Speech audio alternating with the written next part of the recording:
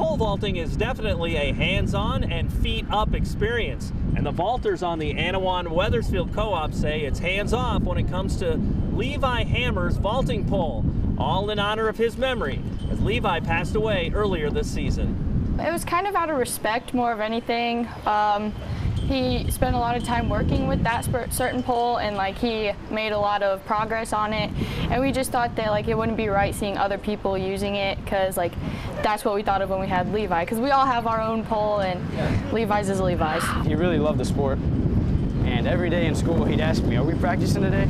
"Yes, Levi, we're practicing." He was so excited, and that pole, he jumped on one or two poles maybe, but that pole was the main pole. And we felt that nobody could really jump on it after him, so we felt it was right to give it to him. He's a really special kid, and we're going to miss him out here running around. He loved this sport. I mean, I'd just be super tired after school just waiting to go to practice. We'd get out here, I'd see him just sitting there running laps, setting up the pits, grabbing the pole without even warming up. He was ready to go. One of my daughters was a pole vaulter, and she says there's a kind of a fraternity slash sorority, because it's like wrestling, you know, you got to have a crazy mindset. Is that something that was kind of part of your relationship with him, and you kind of fed off each other with pole vaulting? We fed off each other from a lot of things. I mean, we played the same position in football, did the same thing in pole vault. We were always competing against each other. It was just a blast. He was one of those kids. He was a little bit on the wild side.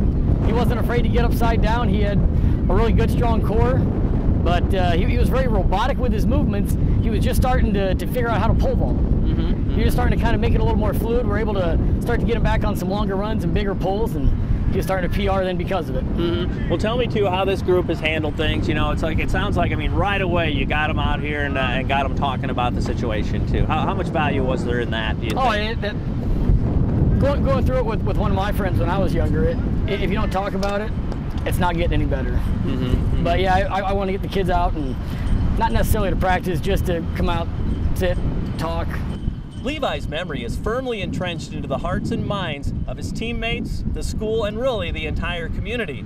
And certainly it's also stirred amazing awareness about the value of every life, about depression and suicide awareness. Honestly, I can say that this is something that I'm always going to remember. Like, I've spent the last 10 years of my life basically seeing Levi 180 days out of those like years and stuff, and maybe I wasn't the nicest, maybe we didn't always get along, but everyone does that. Classmates bicker, classmates argue, and I can definitely say that I appreciated every moment with him, even if we were arguing.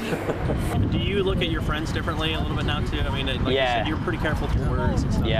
You don't know what they're thinking. They could be thinking the same thing Levi was. They could be thinking completely different. You just never know.